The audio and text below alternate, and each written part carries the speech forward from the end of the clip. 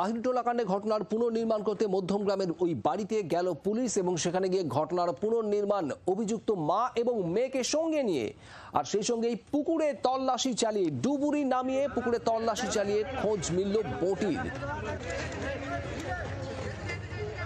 খুনে এবং খুনের পর ট্রলি দেহটিকে বন্দী করতে যে অস্ত্র বটি ব্যবহার হয়েছিল সেই বটি ওই পুকুর থেকেই মিলেছে। মধ্যমগ্রামের যে বাড়িতে মা মেয়ে অর্থাৎ আরতি ঘোষ ফাল্গুনী ঘোষ ভাড়া থাকতেন সেই বাড়ির পাশের পুকুর থেকেই তল্লাশি চালিয়ে মিলল এই বটি।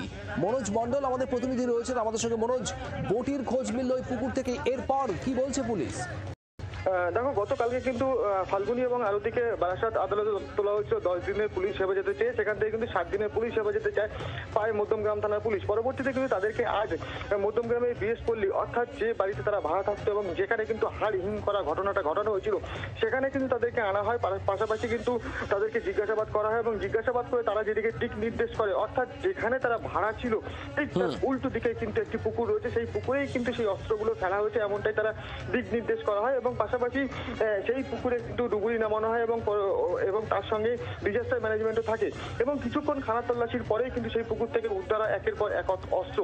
যেমন প্রথমেই উদ্ধার হয় একটি বটি, ধারালো বটি, পরবর্তীতে কিন্তু উদ্ধার হয় একটি হাতুড়ি এবং তার উপরে একটি ধারালো দাও কিন্তু সেখান থেকে উদ্ধার হয় বলে দেখা গেছে। এই তিনটে জিনিসই পুলিশ কিন্তু উদ্ধার করেছে সেই ঘটনাস্থল থেকে। পাশাপাশি আরো তাদেরকে আরো জিজ্ঞাসাবাদ করে জানার চেষ্টা করা হয়েছে যে আরো কোথাও কিছু ফেলেছে কিনা।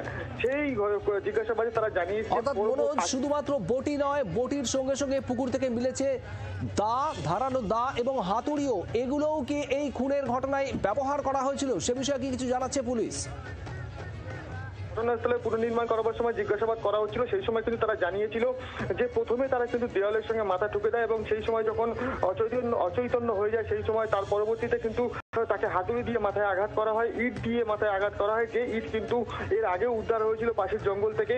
তার পরবর্তীতে যখন তারা ট্রলি ব্যাগে সেই মৃতদেহটি ভরার চেষ্টা করে এবং ভরবার সময় ঠিক যেখানে যেখানে আটকে যাচ্ছিল অর্থাৎ ভাঁজ করতে অসুবিধা হচ্ছিল। মনোজ, ধন্যবাদ।